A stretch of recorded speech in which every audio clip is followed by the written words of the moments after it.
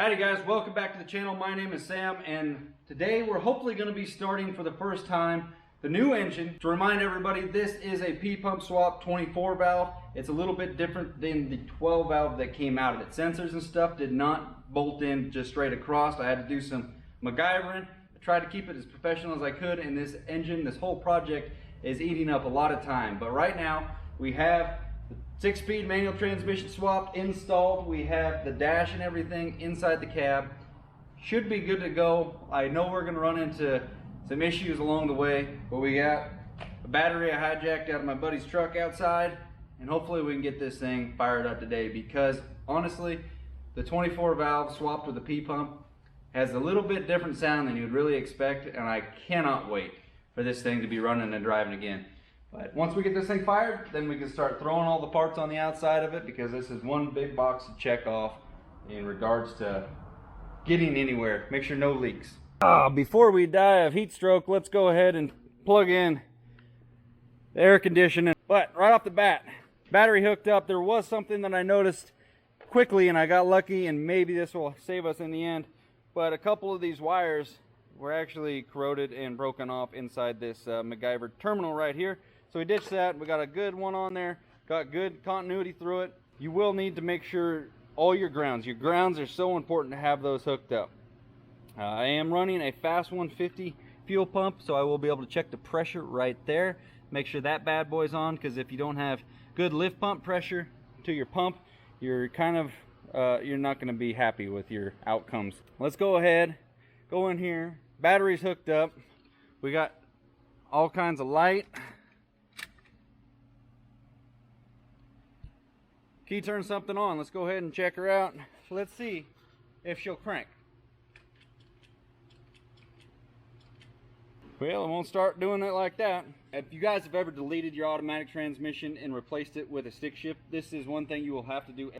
This is your neutral safety switch or park switch, because you have to have the automatic in park or in neutral to start the truck. So we'll put a little jumper on here. That guy right there is power, and then that one sends it to its location. This also is your backup lights as well too. So if you were to go from here to there, that's your backup lights will kick on in the back. There's one other thing that we need to check, because I ripped this out. You will have, when you're all said and done after you do your stick shift swap, the clutch pedal when you press it down to start the truck.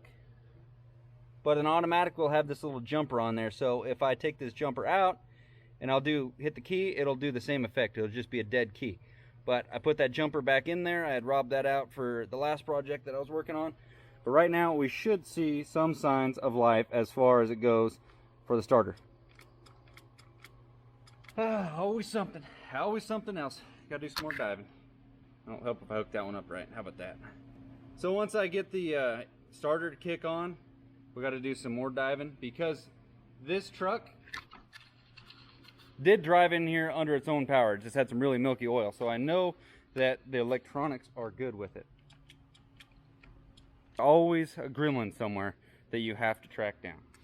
Maybe a simple thing like your battery terminal's not on there. I'd like to replace this end, but for right now we're gonna send it. So we are still getting nothing. Good amount of time of investigating. I tried to do some preventative maintenance, and I put a little cheap crimp on there trying to replace the end of my starter wire right here. That didn't play out well. So that crimp fell apart and would not let the thing crank. So we got one of those heat shrink ones on there with the solder in the middle. Put a new butt connector, or not a butt connector, but a terminal end on there. Good crimp. We're nice and solid. Let's see if she will start now. Now I will remind you, I have done zero fuel plate, and I put 3K governor springs on it.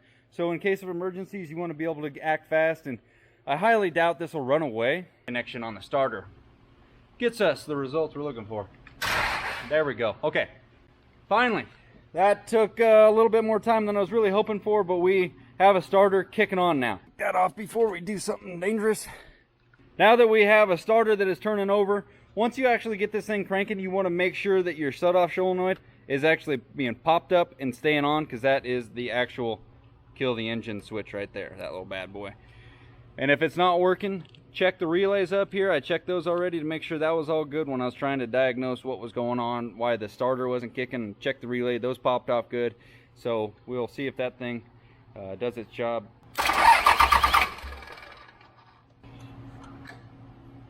That's where it should go, is stay up there. So we're having trouble with that thing popping up. Okay, I think I got it traced out why that isn't working. Power there, and then that thing, had to wiggle that around a little bit. Definitely gonna have to replace that, but let's see if we can get it started without replacing that right now.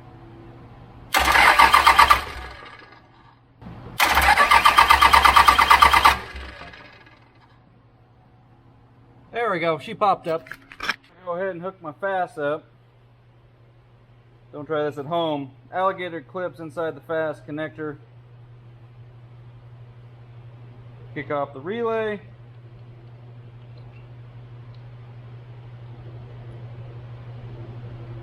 Then we will need the actual lines. This is complete redneck engineering right here. Don't try this at home this way, do it properly. But I just want to see if this thing will start, then I can start adding parts to it. Sounds like it kicked on. You can hear the relay click. Fuel pressure's at 20. I actually do have the 55 PSI spring in my pocket. Hope I didn't kill it. That thing is $12. That bumps up my fuel pressure. I stretched it, didn't like it. Yeah, she's spraying. Return. So we should be good to go to start the truck. I'm gonna go ahead and bleed the injector lines so that it's ready to fire. That way we don't have to wait for you guys. You don't have to watch me mess around with this for 20 minutes. But it's really easy when you got an electronic fuel pump, because you get that solenoid up, it'll start filling the pump a little bit. You crack all these lines, let them bleed the air pressure out, and once they start spewing out diesel, you close them up. I'm gonna go ahead and knock that out right now, and then I'll catch back up to you guys hopefully when it's about to start. Okay, I just went to town with my 3/4 wrench, checking to make sure all of the lines are tight. Lit them all. Let's go ahead and hook the fuel back up, and we'll see if she'll start. I think the battery's getting kind of weak.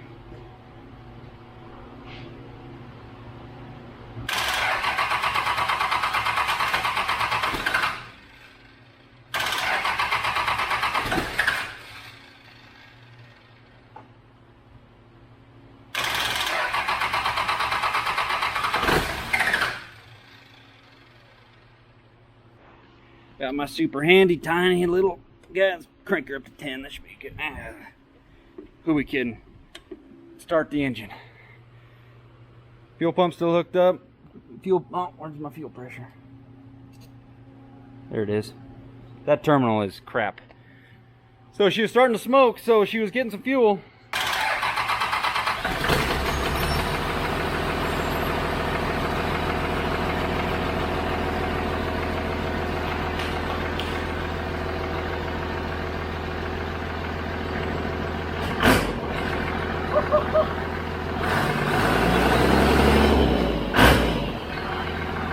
Go around, check for leaks. Look at that oil pressure, about 65, 70. Oil pressure on here works. The voltage works. Fuel tank works. We're idling about 850, which is pretty good little idle. So the tach's working. Oh shit.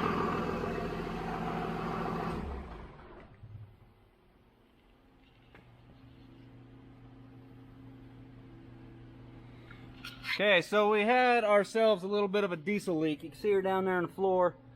She's still leaking. Where are you coming from? Where are you coming from, buddy? I think because I replaced the fuel line right there, the return. That one was leaking, but it looked like we still had another leak. Returns off the injector and off of the pump into a T, and then it hits the factory line going back to the tank. But fire back up and I'll see if I can spot where it's coming from, because we do have a little, I see it dripping. I'll crawl underneath there, figure it out. Well, I think I got the leak stopped.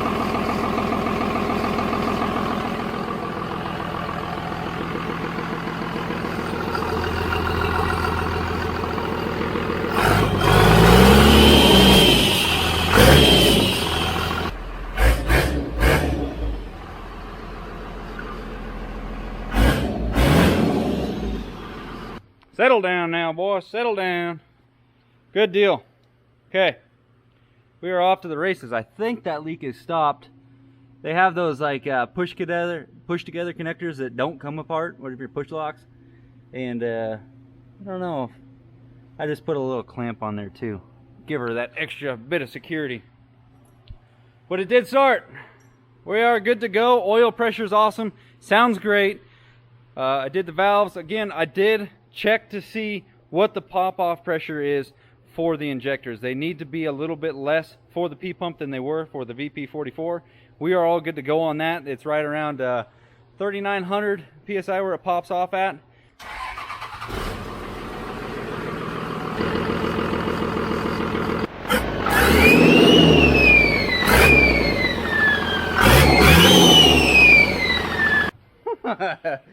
She's got a little bit of a whistle to her. She's got a whistle.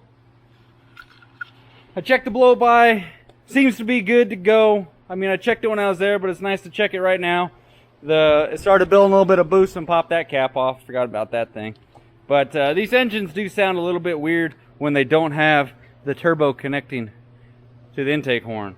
But we're good. The engine started. I got a couple other things to add to it today. Like I got, where'd it go? Where the hell did it go? These are on back order like crazy. But I got the hydraulics for the clutch. So I'm going to stab that in there and start putting the interior all back together. I got this guy welded, my new flooring in there. We are off to the races, boys. So let's go ahead and get this thing cracked.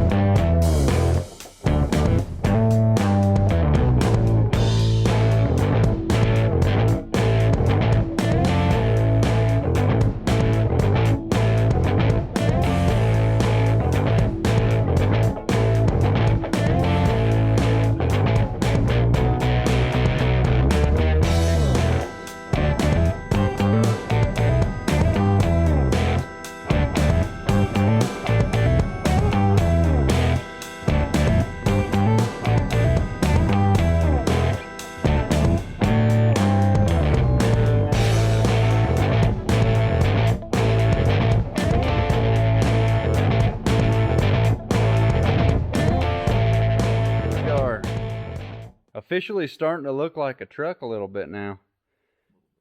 The whole time I've been working on it since we put the engine in, I had those little dollies in the back tires, so it was doing like a, I don't know, dragster. Yeah, right. Oh, sweet. I was kind of thinking that the boost pipe wasn't gonna. Boost pipe's gonna fit perfect. Yeah, look at that. The reason why I thought it was going to be odd is because there's this secondary plate right here, this spacer, to clear the hoses or the lines. Oops, stay there, Charles. Oh yeah, aluminum radiator, if you didn't catch it. But I think it's going to be perfect. It's going to be truck perfect. As long as it moves. It's got, dude, if it moves, might need Lucas, but we don't talk about it. 65% Oh man, I cleaned all the frame up and then I sprayed it with degreaser in spots that I was like, oh, it's a little thick, but the degreaser made it look like complete hell. So I was like, oh well, took the rag. Yeah, which is kind of a bummer, but yeah, I know. You know, it's kind of funny. I was looking at that. It might be the green truck out there. It's got a brand new windshield, and I was like, oh, that would be sweet, but for like $200, I think I'll just have a brand new one, have somebody install it or whatever it is. You ever done a windshield swap? I've always wanted to stand on the inside and smash one out with my feet. Oh, well, there you go out there, one of Tommy's truck. Yeah, use Tommy's truck, yeah. You guys didn't know, Tommy, my cousin, he met up sideways with a tree. Did a little derby in with the tree. Yeah. The tree won. But, well, what do you think? We're starting to get somewhere. Looks good now. Didn't get near what I wanted done today. I got the wires scouted for where they need to go. I got a lot of wire loom. Just, it's kind of ridiculous how much just attention to detail just eats up the clock. The wiring process is Yeah, the figuring out when your crimp is not right for your starter. One of these old trucks and like the little crimps are all busted off. Or somebody's undoubtedly came back through and Pokey. yeah, we got some solder might be underneath there, but we got shrink wrap. It's like when I'm wiring an old house. Like, oh, what did we find under this hole? Hey, I'll have you know that we are 5 years older than this truck, so wait till somebody starts working on your wiring. Wiring perfect. Yeah. Look at that. Got the hydraulics installed. I have the wiring. I just need to hook that up to, that's for the FAS. Got my new $12 spring to install yet, but we're going to call it a night. What time do you think it is? It is 10 o'clock. 10 o'clock. Ooh, 10:01. Oh, man. You looked at the sun. I was getting a little tired. So You go inside and edit a video for me. no, All right. Take a nice siesta. I get good gone tomorrow. Well, what do you guys think about the progress here? Comment below. Let me know. Until next time, we made it start. We have a clutch in it, transmissions in it. I put the front drive line. I got to put fluids in the transmission transfer case before I move it. But if I put the seat in it, we could actually throw the battery on it as it is, pull it forward and drive it. It'd be a little low-key. We don't need a seat, just standing there. That's a $400 clutch. I don't trust it. Yeah. All right, we'll see you guys in the next one. See you later on, Austin. Bye.